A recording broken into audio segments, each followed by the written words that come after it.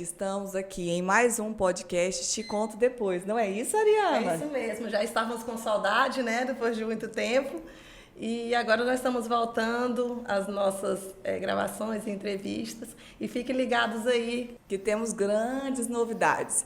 Hoje, continuando, após o primeiro seminário de prevenção do câncer de cabeça e pescoço, hoje nós estamos aqui com um cirurgião de cabeça e pescoço, uma sumidade dentro do estado do Tocantins, né? Então, vamos chamar junto, amiga? Vamos lá. Com vocês, doutor Daniel Iramatsu. Seja bem-vindo, doutor. E eu queria que o senhor se apresentasse. Boa tarde, estou lisonjeado com o convite. A gente estava ensaiando isso já tem um tempinho, graças a Deus deu certo hoje. Meu nome é Daniel Martins Iramatsu, nasci em Manaus, né, e fui estudar em São Paulo, fui para São Paulo com uns 12 anos. E eu resolvi fazer medicina, foi até interessante, que quando eu tinha uns 15, 16 anos mais ou menos, o meu tio, que é clínico, né, era clínico, ele faleceu. Eu entrei no consultório dele e falei, tio, tô passando mal, tô com febre. Ele nem encostou em mim. Ele falou, você não tem vergonha não? Tá com catapora com 16 anos de idade, desse tamanho. Um dia depois estourou uma pintinha assim de catapora, né? Eu falei, vou fazer esse negócio aí. Vou saber o que esse pessoal tem. O cara é bruxo, né? Aí eu coloquei na minha cabeça que eu ia fazer medicina, ninguém da minha família é medicina. Aí eu me formei em São Paulo, fui para Jundiaí, e no final eu sempre quis ser cirurgião, né? Gostava de emoção, né? Aí eu fiz cirurgia geral em Jundiaí, e no final do estágio de cirurgia eu decidi que eu ia fazer cabeça e pescoço, depois de passar na especialidade. Porque cirurgia de cabeça e pescoço é uma área muito específica, né? As pessoas não sabem muito qual que é o dia a dia do cirurgião de cabeça e pescoço. E eu passei com um professor lá muito bom e me incentivou a fazer. E eu fui fazer cabeça e pescoço na Escola Paulista, na Unifesp. E da Unifesp eu vim para cá por um convite de uma colega otorrino, né, e que ela e o esposo moravam aqui. Eu sabia que eu não queria ficar em São Paulo, né, porque aquele trânsito lá não dá, né? E cheguei aqui em 2008 e estou até hoje e não pretendo sair daqui. Meus 2 filhos são tocantinenses. Que coisa boa. Daqui e o estado do Tocantins ganhou, né? Com o doutor Daniel Iramatsu aqui conosco, né? Cirurgião de cabeça e pescoço. Eu queria que o senhor falasse um pouquinho da sua história dentro do estado do Tocantins, dentro do Hospital Geral de Palmas, que foi uma história linda, no qual eu participei também. Então, eu gostaria muito que o senhor contextualizasse para nós. Quando eu cheguei aqui, em 2008, eu comecei a trabalhar no HGP, porque não tinha especialista, só tinha um colega que fazia cabeça e pescoço. E eu fui marcar a minha primeira cirurgia, e o enfermeiro na época, que era o João, não sei se você conhece, Conheço. Olho Claro, ele me deu um caderno para eu anotar o nome da paciente. Aí eu achei estranho, porque em São Paulo a gente tinha um aviso cirúrgico, né, para colocar todos os dados do paciente e tudo mais. Aí eu falei, tá, mas qual que é o horário que tem? Aí ele falou, o que tiver um espaço você coloca. Aí eu achei aquilo muito estranho, porque assim, é pedir para dar errado, né? Então um hospital dessa magnitude, desse tamanho, né, não ter assim, controle das coisas, né? Eu achei muito estranho.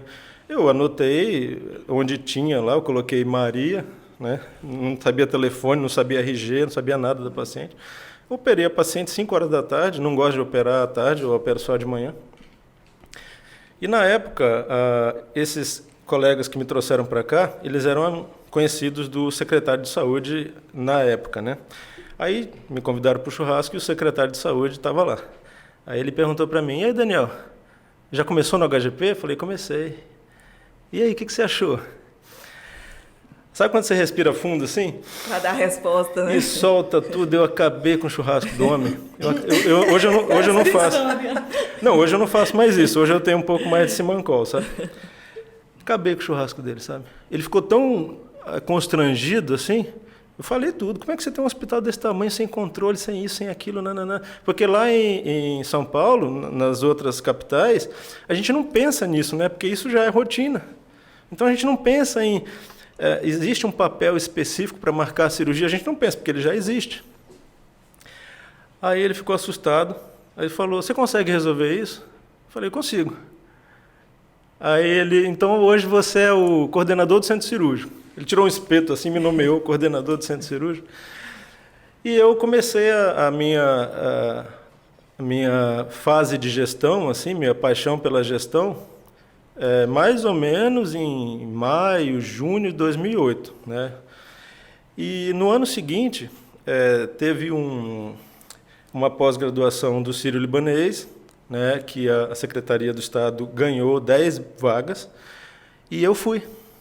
Né? E nessa pós-graduação foi a introdução da cirurgia segura no Brasil, o checklist de cirurgia segura. Foi em 2009, aqui no Brasil. Tinha acabado de chegar, foram 5 países no mundo inteiro que fizeram esse estudo e comprovaram que o checklist de cirurgia segura salva vidas. Aí eu participei do primeiro treinamento. Aí eu voltei para cá com a cabeça a mil, né? Vou mudar tudo, tá? E isso me incentivou a fazer mais 3 pós-graduação, 2, fiz essa de gestão da clínica, fiz uma pós-graduação em gestão hospitalar e fiz gestão de pessoas, sempre na área de gestão. Até que aí eu fui convidado para assumir o hospital da Unimed, quando ele abriu, em 2012. Fiquei no hospital da Unimed como diretor-geral até 2016 e fui convidado para ir para o HGP em setembro ou agosto de 2016. Aí começou uma outra fase da minha vida, né? Que fase, né? Que fase. E eu lembro muito bem também, eu já cheguei a trabalhar com você, eu falo assim, não diretamente, mas indiretamente. Eu era coordenadora do ambulatório de Palmas e você estava à frente da direção. E você teve muita expertise em querer organizar o serviço de regulação. E nós entramos nessa parceria. Lembro que você foi umas 2 vezes no AMAS. Sim. Tivemos algumas reuniões e deu super certo. E vimos que realmente naquela época que você estava conduzindo, a fila ela deu uma esvaziada. Foi estratégia, você foi correndo atrás, organizando de um lado. Então, assim... eu falo que você foi atrás de parceiros que já tinham feito esse serviço, como que funcionava, e nós entramos, eu, você e a Flaviane, na época, Exatamente. E conduzimos essa fila. Eu quero, assim, como nós temos falado muito nessa época, de zerar a fila. Fala um pouco sobre essa estratégia que você teve dentro do HGP, em relação a filas. Bom, vou dar um exemplo assim... muito simples, né? Quando eu assumi a direção do centro cirúrgico, eu já tinha sofrido isso. Eu tive que caçar um horário e era fora da minha rotina de cirurgia, né? Então, assim, se estava ruim para mim, devia estar ruim para todo mundo. No primeiro dia que eu entrei no centro cirúrgico, eu falei, me dá o telefone, o celular de todos os cirurgiões que operam aqui. Eu liguei para um por um. O pessoal achava até que era trote. Oi, doutor, tudo bom? Meu nome é Daniel, estou na direção do centro cirúrgico e eu queria saber qual que é o horário que o senhor quer operar. Ele falou, sério? Sério, qual que é o horário que você gosta de operar? Segunda de manhã. O horário é seu. Ninguém vai colocar um paciente aqui, a menos que você cancele a cirurgia. O pessoal achava que era trote, né? E, de repente... o centro cirúrgico que operava naquela época, né, que tinha só 4 salas, operava umas 50 cirurgias por mês, passou para 200. Entendeu? Então, a gente precisa otimizar os nossos recursos, usar com organização o recurso que a gente tem. Outra coisa o que me motivou a assumir a direção, eu não sabia que ia ser tão difícil, mas o HGP foi uma prova de fogo, sabe? Eu tive que passar por isso, eu tinha que passar por isso. Se alguém tem um propósito de melhorar, tem que enfrentar esse tipo de situação, entendeu? Verdade. Graças a Deus. Foi a pior e a melhor coisa que aconteceu na minha vida. Gente, tá? que eu diga, hein, Ariana? Existe uma tenda, né, não sei se vocês lembram, com 200 pacientes e 4 banheiros. Então, assim, eu passava visita nessa tenda. Tinha um paciente lá com abscesso cervical. Eu chegava nessa tenda, tinha um paciente com abscesso, tinha um com tuberculose, tinha um com pneumonia, tinha um em sepse, tinha um infartando, um do lado do outro. Mais ou menos uns 30 centímetros de distância, em maca sem colchão, assim, era uma coisa assim, complicada, sabe? E assim, isso me incomodava muito. Eu falei, mas eu consigo melhorar isso, sabe? Com o que eu estudei, e eu já tinha feito, já estava na Unimed, no hospital particular, já tinha um tempinho, né? Coloquei tudo que eu tinha aprendido lá, o negócio começou a rodar, começou a funcionar bem. Falei, aqui falta processos definidos e as pessoas fazer exatamente o que está escrito, entendeu? E todo mundo remando, né? Todo mundo remando para o mesmo barco, assim. Se você convence a pessoa que o trabalho dela é importante, que vai melhorar a vida de outra pessoa, entendeu? Pode ser parente nosso, né? Pode ser qualquer pessoa que vai estar lá, assim, por mais que você tenha um convênio, né? A maioria das pessoas não tem, mas se você sofre um acidente, você vai pagar GP. A gente até tem o dado que 93% da população tocantinense depende do SUS. Exatamente. Aqui é um dos estados que tem menos plano de saúde no Brasil. É um dos estados que tem menos plano. Então, assim, esse hospital, ele realmente salva vidas. As pessoas dependem dele. E um hospital grande, um hospital com gente boa trabalhando, sabe? Então, faltava o ajuste, sabe? O ajuste no que fazer, como fazer. E eu sabia fazer isso. Aí eu assumi esse compromisso, mas era uma coisa pessoal, tá? Eu coloquei na minha cabeça. Além da tenda, tinha 147 pacientes. Eu tinha mania de contar os pacientes no corredor. Todo dia que eu entrava, eu contava. Até hoje eu faço isso. 147 pacientes no corredor. Então, tinha 200 pacientes na tenda, mais 147. 347 pacientes fora de leito. A gente conseguiu, em um ano, acabar com a tenda. Não, menos, né? Foi em abril de 2017. Foi menos. Acabar com a tenda e depois, mais uns 2 ou 3 meses, zerar o corredor. E o corredor ficou quase 2 anos zerado. Tá? Então foi isso que... Foi uma decisão pessoal mesmo, sabe? Eu não conseguia passar visita num paciente e ver aquele amontoado de gente, sabe? Era desumano demais. Então foi uma coisa pessoal mesmo. E agora vamos mudar totalmente de assunto. Vamos falar um pouquinho de home care. Né? O senhor é o CEO da empresa Liz Care no estado de Tocantins, não é isso? Eu queria que o senhor falasse um pouquinho para nós como que funciona, né? Como que funciona essa internação domiciliar.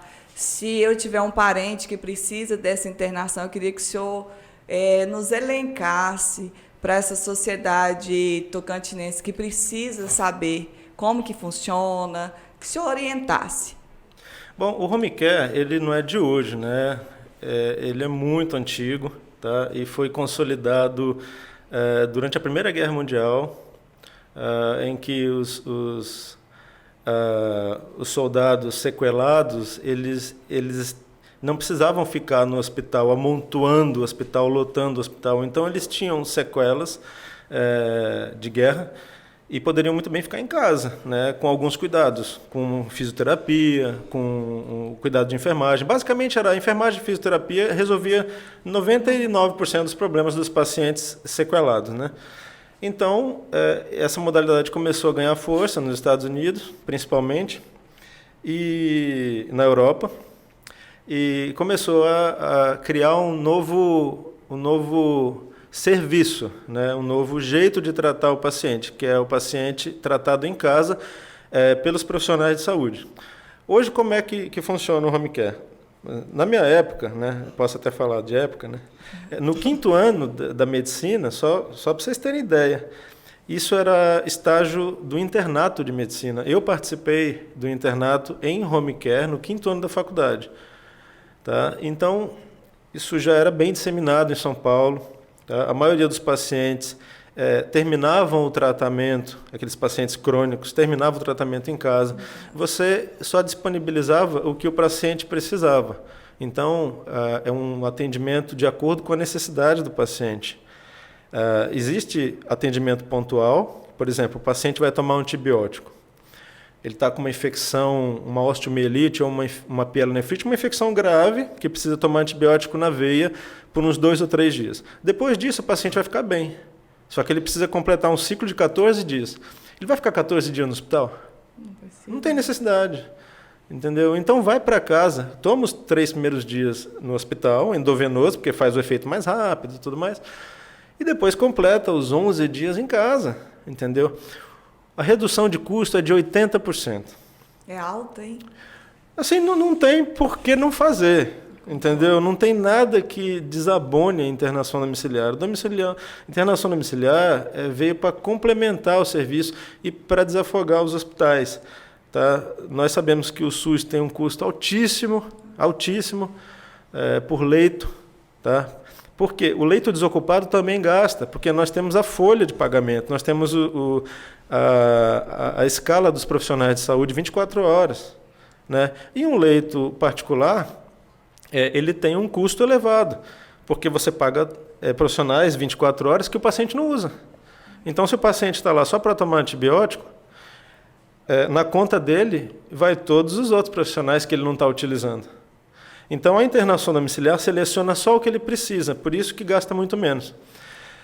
E existe o outro extremo, esse é um extremo, que é um paciente com atendimento pontual, e existe o outro extremo, que é um paciente entubado. Um paciente, por exemplo, em cuidados paliativos, um paciente terminal, um paciente com ELA, né, que perde toda a capacidade de movimento, inclusive do diafragma, o paciente não respira, então tem que ter um respirador para ele. A gente tem alguns pacientes com essa doença, com ventilador, mas o paciente lúcido, o paciente olhando, às vezes não fala, né? A maioria dos pacientes com ela avançada não fala, mas a gente tinha uma paciente que a gente montou uma tabela com o alfabeto e os números. E ela mexia com os olhos, ia formando palavras, a gente escrevia e sabia o que a paciente queria, entendeu? Paciente completamente lúcida. Então, o serviço de home care é um serviço complementar, seguro, que veio para economizar, tratar o paciente, levar o paciente para o conforto do seu lar, e os familiares acompanham a evolução do paciente. Os familiares podem estar próximos do paciente, vendo a evolução do paciente. Doutor, a gente sabe que não foi um processo fácil para construir, isso na cabeça, eu falo dos profissionais e dos próprios pacientes e familiares, né? Nessa aceitação de que o home care é um serviço seguro, que fica mais próximo do aconchego da família. Eu te falo hoje por experiência. Eu tenho um tio que ele é cuidado por home care desde janeiro. Ele passou 3 meses, né, na UTI, mas a melhora que ele teve após ele ir para casa, ser cuidado pela home care, é assim, um diferencial muito grande em todos os aspectos. Ele se sente em casa, literalmente. Casa. O olhar dele brilha quando ele entende tudo, ele não fala, mas quando ele vê assim algum movimento que vai levar ele para a unidade hospitalar, a tristeza é nítida no olhar. Então, assim, de experiência mesmo com o serviço de home care dentro de casa, sem sombras de dúvidas, é algo seguro, é algo que a família está ali vendo todo o percurso que está acontecendo, todo o serviço que o paciente, né, e que o serviço, a empresa, está fornecendo, fica aos olhares. Eu acho que até nós mesmos, com a família, nós sentimos mais confortável, mais seguro. Então, aprovadíssimo, alguém que já tem um serviço de home care dentro de casa. E o que você está falando é realmente totalmente aprovado, totalmente seguro e que realmente está no aconchego do celular. E o curioso é que, como eu já tinha experiência, isso era em home care desde o internato, isso era uma coisa normal, sabe? Não era uma coisa de outro mundo, era a nossa rotina. Eu trouxe essa ideia para cá e a gente abriu a empresa em 2009. Né? Eu cheguei aqui em 2008, 2009 eu abri. Só que a população não tinha essa cultura ainda. Não conhecia. Não conhecia, então era como se você estivesse falando outra língua, sabe? Então isso foi gradativamente mudando e E assim, eu sou muito resiliente, sabe? Graças a Deus, né? E eu insisto nas coisas, principalmente quando eu sei que vai dar certo, sabe? Quando eu vislumbro isso, né? Eu insisto. Porque é a realidade do mundo, né? Não é porque aqui o pessoal não conhece que não vai dar certo. Uma hora vai dar. Então, de 3 anos para cá, a procura pelo serviço aumentou assim de forma exponencial. Hoje nós temos uma equipe... você sabe que eu gosto de educação, né? A gente tem uma equipe que tem um processo de educação continuada. Só para você ter uma ideia, a gente tem uns 50 vídeos assim que a gente capacita as equipes continuamente, entendeu? De tudo que você possa imaginar, de todos os profissionais da área de saúde, principalmente de enfermagem. Bacana. E a nossa empresa, o CNES da empresa, ela está cadastrada como uma empresa de educação também. Então, a gente certifica. O profissional passou por um treinamento de, sei lá, 20 horas, 40 horas, sobre um determinado assunto, sobre curativo, sobre traqueostomia, sobre gastrostomia, mudança de decúbito. Ele vai receber um certificado. E um certificado aos moldes da progressão. Claro. Né, aqui do Estado, um certificado válido, que tem validade. Então, a gente preza muito pela educação, todos os profissionais são continuamente capacitados, nós temos discussão clínica toda semana, nós estamos com mais de 40 pacientes em internação domiciliar, nós estamos com paciente no Pará, em Imperatriz, em Goiânia. Aqui do estado nós temos umas 6 ou 7 cidades que a gente tem pacientes, fora Palmas, né, que é o principal polo. Então, é um serviço complementar, bem estabelecido, que veio para ficar. E o mais importante, você sabia que todos têm direito à internação domiciliar? É bom você falar isso um pouquinho. Todos têm direito. Quem tem convênio e quem não tem.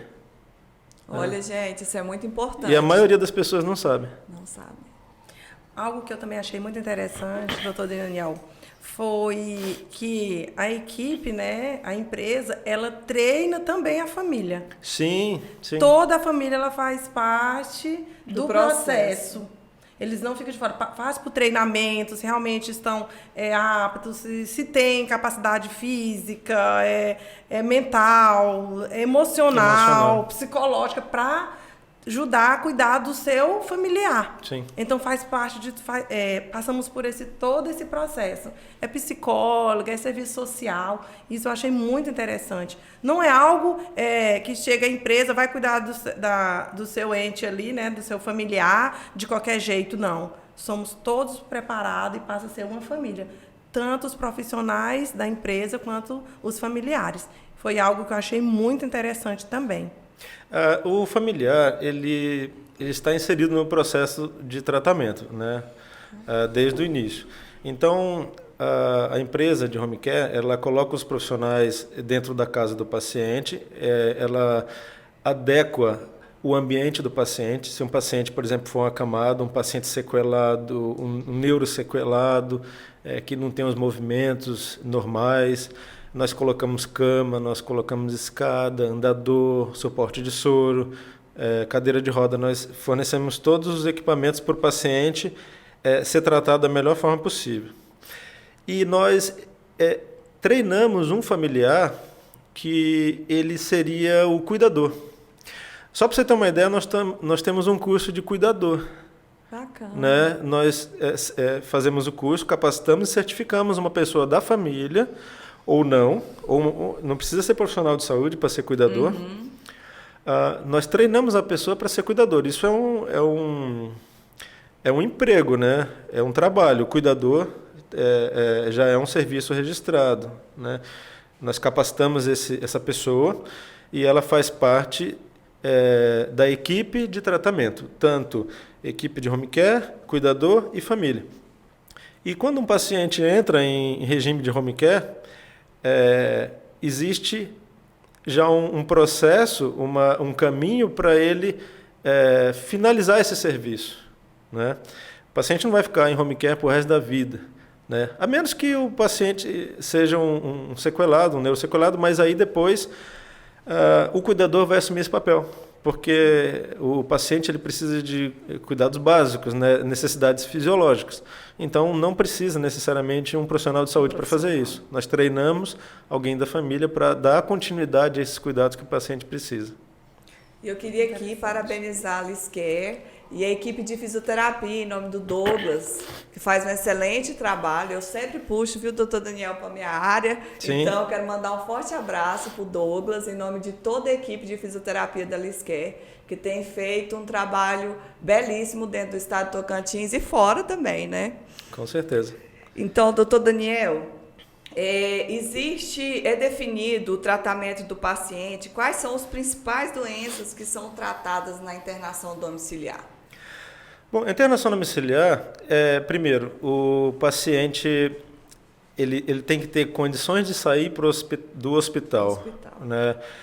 Existem pacientes que precisam de profissionais, equipe multidisciplinar, médica, processos, intervenções, procedimentos cirúrgicos. Esse paciente ele não pode sair por uma série de razões. Agora, quando o paciente, o tratamento dele vai ser prolongado e ele não tem mais benefício no hospital, toda a estrutura hospitalar, inclusive até respirador, pode ser adaptado na casa do paciente.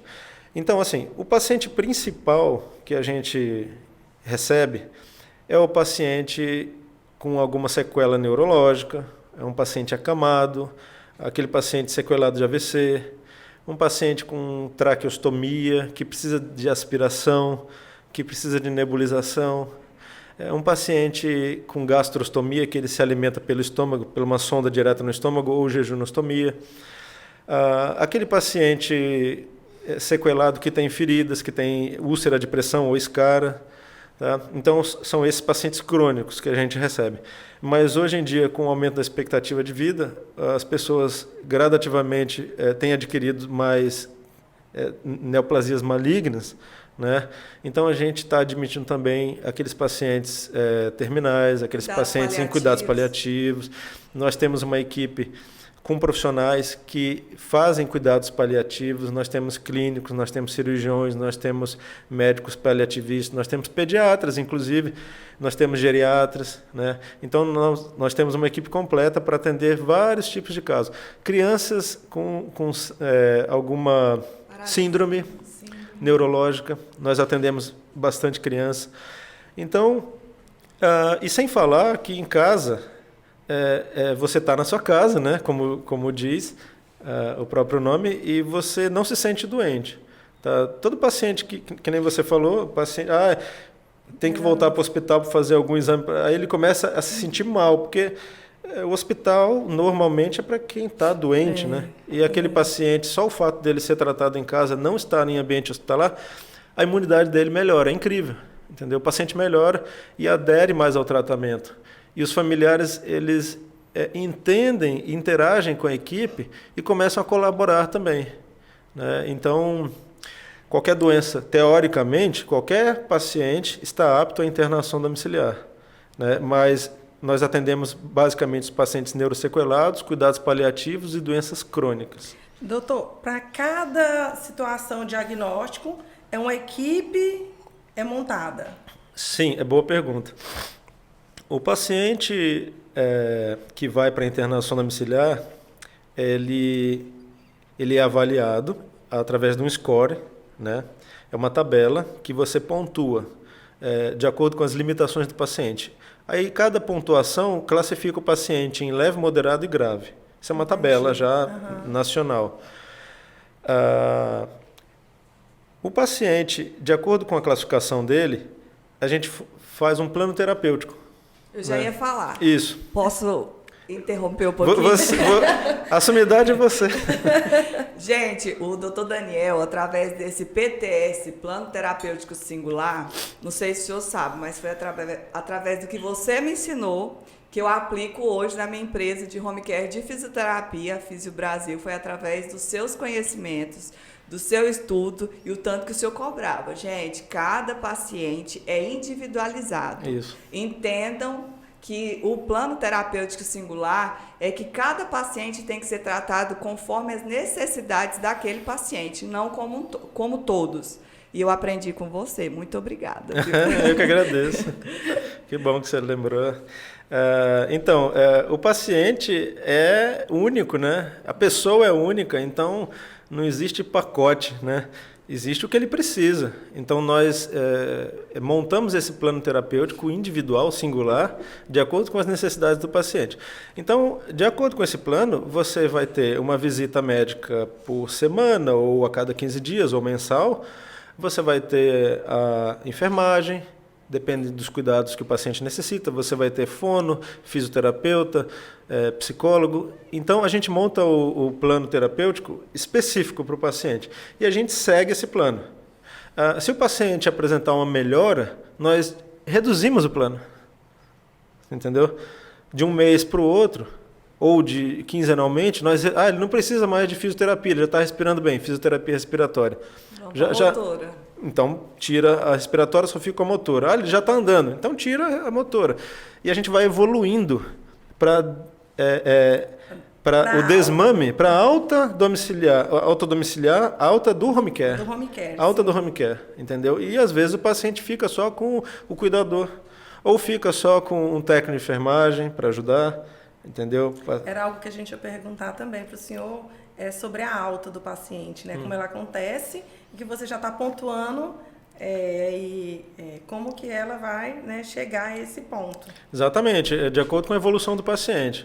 O paciente melhora, a gente vai diminuindo o plano terapêutico, vai diminuindo os profissionais, ou se o paciente apresentar alguma intercorrência, alguma piora, nós acrescentamos outras terapêuticas no plano. Tá? Mas é um plano que ele é revisado quase que diariamente, né? Então a gente encaminha para os convênios a evolução do paciente, o convênio tem direito de nos cobrar, e isso é uma coisa muito transparente, sabe? Então todo mundo ganha. Tá? E o melhor é que é traçado metas, né? Sim. Você tem que atingir aquela meta com aquele paciente. Se ele regride, aí você regride também o plano terapêutico para tentar melhorar a condução, a melhora até o desmame da alta desse paciente. É Exatamente. surpreendente o PTS. Eu uso quase em tudo na vida, viu, doutor? Serve para tudo, né? Serve para tudo. É um planejamento, né? É um planejamento. Então, e sem contar que o paciente em internação hospitalar, além dos custos e tudo isso que a gente já conversou, o paciente fica longe da família, o paciente deprime, não adere ao tratamento, diminui a imunidade e o paciente tem riscos de infecção hospitalar, né? Então, o paciente, a gente sabe que as bactérias hospitalares, elas são mais difíceis de tratar, bactérias mais resistentes, porque tem contato com várias doenças, vários pacientes. Então, isso é um risco para o paciente permanecer muito tempo no hospital, né? Além do custo, além do desgaste dos familiares, não saber como é que o paciente está, depender só de boletim médico para saber as informações.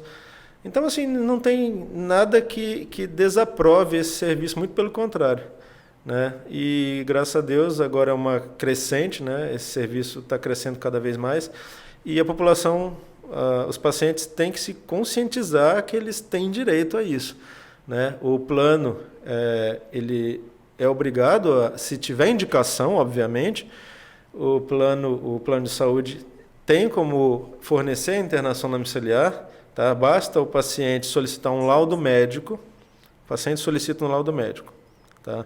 Aí o médico escreve um laudo falando que o paciente não tem mais necessidade de permanecer no hospital, que esses cuidados podem ser domiciliares. O familiar ou o paciente, enfim, provavelmente o familiar, pega esse laudo, leva no plano de saúde, solicita um plano, um home care, e o plano de saúde vai fazer as cotações. Vai entrar em contato com as empresas e vai oferecer a internação domiciliar. E o paciente do SUS? O paciente do SUS também tem direito. Normalmente, os grandes hospitais ou as capitais têm o serviço do EMAD, né, que é o home care público, só que o EMAD tem algumas limitações. Tá? O EMAD não pega paciente em ventilação mecânica, não pega paciente que tem necessidade de tratamento por 24 horas, não pega paciente que precisa de tratamento final de semana. Então, tem algumas limitações. Então, o paciente pode procurar as vias legais e solicitar a internação domiciliar após a negativa do EMAD, após o EMAD falar, não, isso aqui eu não dou conta. Tá? Então, ele pode procurar a justiça e solicitar o home care, que ele tem direito também. Olha que bacana. Eu Bem vejo explicado, também, né, muito. Carla? Ficou bem esclarecido para a população que tiver interesse, tiver algum familiar nessas condições que o doutor Daniel falou. Já está aqui tudo. E segue a gente no canal, que vocês vão ter realmente uma notícia, uma informação que muitos precisam. Às vezes você não está precisando, mas você sabe de alguém, e você, como um conhecimento maior, que tem mais acesso às redes sociais, pode estar informando. Não só para a gente tem que sempre pensar, né, doutor Daniel, que pode ter alguém que a gente conhece precisando. E vamos ficar atentos às informações. Uma coisa que eu observei, doutor Daniel, não sei se você vai concordar, é que com a Covid-19 o home care deu uma explodida, de certa forma, né? Sim. A gente conseguiu adentrar a casa de pessoas com Covid e fazer o tratamento dentro de casa, né? Um home care dentro de casa. E a maioria das pessoas que a gente adentrou as casas, Ariana, muitas pessoas não conheciam o home care e não acreditavam. Quando eles necessitaram do atendimento, o olhar foi diferente. Sim. O senhor concorda comigo? Com certeza. Na Covid aconteceu uma coisa muito interessante. O foco era pulmonar, né? Então, assim, o paciente não tinha mais nenhuma doença, só tinha dificuldade para respirar. Aí, ele só precisava disso. Só precisava ou de um oxigênio em casa, ou de uma fisioterapia respiratória. Então, o paciente, ele não tinha mais o que fazer no hospital. Ele só ficava com catéter, né? Uhum. E o fisioterapeuta passava uma vez por dia e fazia os movimentos. Ele só precisava disso. Mas o que eu estou fazendo aqui? Né? Então, começou essa necessidade mesmo de tirar o paciente, porque vinham outros e o paciente estava ocupando um leito. Foi muito interessante isso, foi uma coisa específica. Aí o paciente saiu do hospital, foi para casa só com a fisioterapia respiratória e o oxigênio. A grande maioria, né? Uhum. Assim, lógico que tem outros pacientes com outras sequelas por conta do Covid, sim. Até mesmo AVC, né? Por causa da coagulação. Mas, assim, uma parte significativa era só pulmonar. Aí a internação domiciliar, o home care, ganhou força nesse sentido, principalmente a fisioterapia, que atendeu 50% dos casos em domicílio, só com a fisioterapia e o oxigênio. Né? Aí a população começou a se atentar para a internação domiciliar e deu realmente condições deles conhecerem esse tratamento que existe há tanto tempo, né? Doutor, seu trabalho é fantástico, eu sou fã, já conheço há tempo, já trabalhamos juntos, aprendi muito com o doutor Daniel, quando ele era diretor-geral da HGP, até hoje eu tenho um caderninho de anotação, porque ele adora que anota, eu levo isso também, e eu queria muito agradecer a sua presença aqui, falar que o seu home care é uma excelência dentro do estado de Tocantins e fora, e que eu queria que o senhor deixasse uma mensagem para as pessoas que sonham, porque eu te vejo como um empreendedor, como médico, o senhor cabe aqui em várias coisas, só não cabe no ramo da política, mas como empreendedor e como saúde, eu vejo você como uma referência para mim. E eu queria para nós, né, Ariana? Então, eu queria muito que o senhor deixasse uma fala, uma frase, alguma coisa que tocasse. De motivação. Para essas pessoas que estão em casa, assistindo e que não tiveram a coragem que o senhor teve de acreditar no seu sonho e realizar o seu sonho igual o senhor fez. Pode ser até uma mensagem que você já carrega consigo mesmo, né? Eu falei, é uma mensagem que você leva para você e você gostaria de passar essa mensagem para quem está nos assistindo. Bom, como eu falei, o HGP foi a pior e a melhor coisa que aconteceu. Eu tive que passar por isso para eu me reinventar. Né? Era tantos problemas. A Carla sabe o que eu estou falando. Era 24 horas, 7 dias por semana. Teve uma hora que eu não sabia mais o que fazer, de tanto problema. Então, eu dobrei meu joelho e reconheci a minha impotência e fiquei mais próximo de Deus. Entendeu?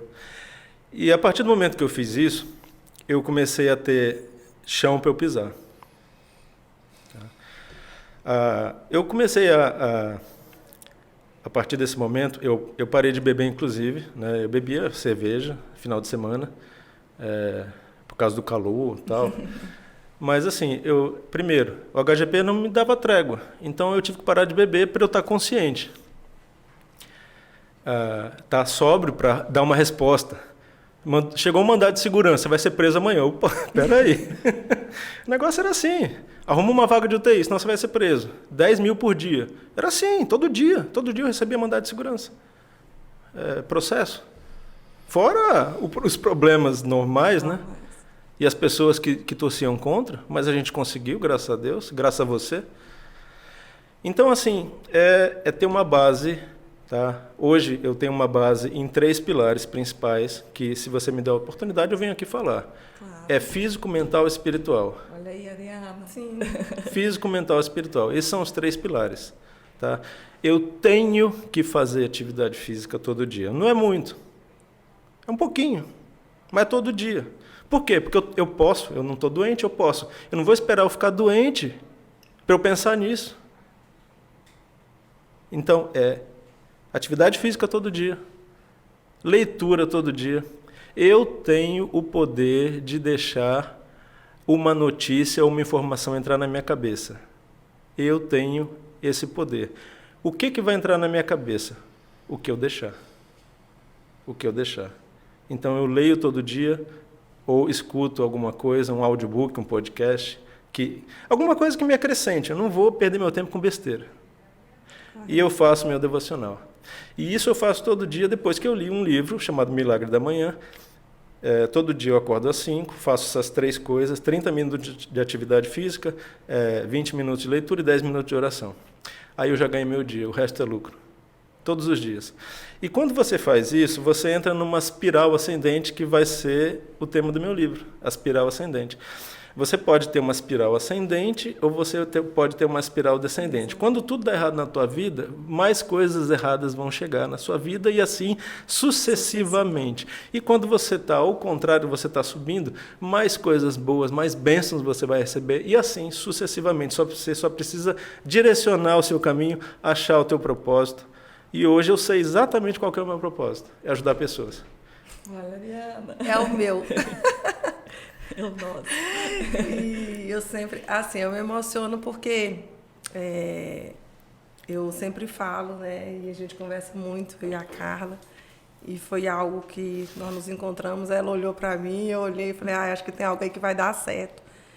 E ela sempre fala, eu te olhei e vi que você tem algo. Fala aí o que é que você falava.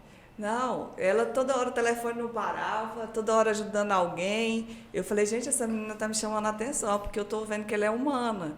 Né? Ela se interessa, o telefone dela não parava, o povo pedindo. Aí eu falei assim, ei, nega, já tinha intimidade. Eu falei assim, Ariana, topa comigo fazer um podcast? Aí ela falou assim, aí eu falei assim, eu tenho que dar resposta para os empresários até 2h da tarde, então tem que ser agora a sua resposta. E aí, Ariana? E aí nós aceitamos o desafio, eu falei, eu aceito no podcast com você, mas que você venha na missão junto comigo. E ela, o que é? Eu falei, ajudar as pessoas, independente. Carla, você está disposta a viajar comigo, ajudar as pessoas, independente do financeiro? Ela falou, pois pode contar comigo. E assim tem acontecido. E muitas das pessoas, doutor Daniel, eles não entendem o chamado da gente. Então eu falo que eu tenho que lutar por aquele que não tem nada que me oferecer. Porque eu lutar por alguém que pode fazer alguma coisa por mim lá na frente é muito fácil. Mas é aquelas vidas que não tem ninguém para fazer, né, por eles. E você quer pagamento melhor do que esse? E eu falei, aceita o desafio e a gente está realizando isso, né, esse trabalho. E as pessoas, assim, elas não acreditam que as pessoas são capazes de fazer algo por alguém sem receber algo troca, falam que no financeiro. Mas nós sabemos que a nossa pedrinha está sendo colocada na nossa coroa lá. Então, há muito tempo, há 21 anos atrás, eu decidi, a minha escolha foi servir a Deus e ser serva. Então, A nossa vida é servir. Quem está comigo é assim, é para servir. Então, isso que você está falando, realmente, eu fico assim emocionada de ver como você está passando, né, para quem está nos assistindo, e essas dicas que realmente prevalecem muito no nosso dia a dia e faz toda a diferença. Até de perguntar como que você está de pé, justamente por a forma como você está falando que são os pilares principais. E que esse, realmente, eu também levo comigo. Tem horas que um quer, assim, ficar mais fraco, mas você tem que entender que você tem que ir lá e voltar para continuar novamente.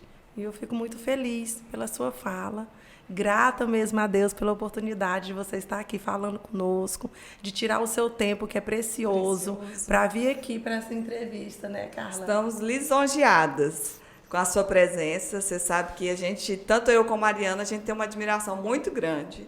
A gente já tentou fazer várias coisas, algumas coisas deram certo, né, Daniel? Mas a gente está sempre interligado. Tentando, né? A gente está sempre tentando. Quem não sonha está morto, né? É verdade. Então, assim, eu quero muito te agradecer o que a Ariana falou. Somos nós, e eu trago de você também. Quando você trabalhava no HGP, você sempre pensou no próximo, sempre pensou lá na ponta, né? O SUS é universalidade, o SUS é para todos. E eu sempre vi isso em você. Então, assim, eu quero muito agradecer, falar para você que você continue disseminando o bem, que eu vejo você como uma pessoa do bem. E quero te trazer aqui para falar conosco do livro, que eu já estou curiosa. Né? Eu acho que muita gente precisa desse livro. Né? A gente, na Covid-19, a gente viu que muita gente, a ansiedade, a depressão, muita gente sofrendo com isso. E a gente precisa muito, às vezes, de uma leitura adequada para nos posicionar e nos colocar de pé novamente. Então, eu quero muito a sua presença aqui de novo para a gente falar, viu, Fabi? Já anota aí, viu? Convite aceito. Convite aceito. Doutor Daniel, mas aqui, antes de terminar, a gente tem um desafio para você, viu? Fala aí, nega, o desafio. Aqui não entra sem desafio. Não sabia, não. Vamos lá. Sabia, vamos lá, né? O desafio do HGP foi o maior, mas esse aqui não chega nem aos pés, tá? Do grande desafio. Mas Deus só dá uma missão quando Ele sabe que o guerreiro é capaz de suportar. Então, você foi um dos guerreiros chamados, né? E tá aí que deixou um legado, deixou uma história, deixou a sua marca lá no HGP. E eu tenho certeza que tem muita gente grata por o tempo, né, que você ficou ali à frente. Mas o desafio você vai chamar o próximo convidado a estar aqui no nosso próximo programa. Que é o deputado Léo Barbosa. Estive aqui no Te Conto Depois e agora é com você, deputado Léo Barbosa. Isso mesmo. Isso mesmo. Parabéns. Muito obrigada pela sua presença. Eu que agradeço. É bom falar do que a gente gosta, né? E eu estou à disposição para o próximo convite, e a empresa de home care, LisCare, é um sonho desde 2009, e a empresa se concretizou, tem o nome aqui hoje forte na cidade, no estado, e os profissionais estão continuamente dedicados e se capacitando para oferecer o melhor serviço, porque eu cobro. Você sabe que eu cobro. Com certeza. O Instagram da LisCare, qual que é, doutor? É @LisCare? LisCare. Ele vai divulgar aqui, gente. Enquanto isso, gente, não se esqueçam de ir lá no nosso canal do YouTube, ativar as notificações, se inscrever no canal, viu? Acompanhe o @FisioBrasil_01, acompanhe a Ariana Coelho e acompanhe Carla Parente, viu? Não se esqueçam de ativar o sininho, é isso, né, Fabi? Isso mesmo. Então, e o Instagram da empresa de home care é LisCare, @LisCare. Ok, gente? Liz é com 2 S e care. Tá bom? Obrigado. Muito obrigada, doutor Daniel. Em nome do podcast Te Conto Depois. Obrigada, doutor Daniel. Obrigado a todos pela oportunidade. Deus abençoe vocês. Obrigada. Muito obrigada. Então, gente, contamos com vocês domingo às 19 horas. Esperamos você lá no Te Conto Depois. Esperamos vocês.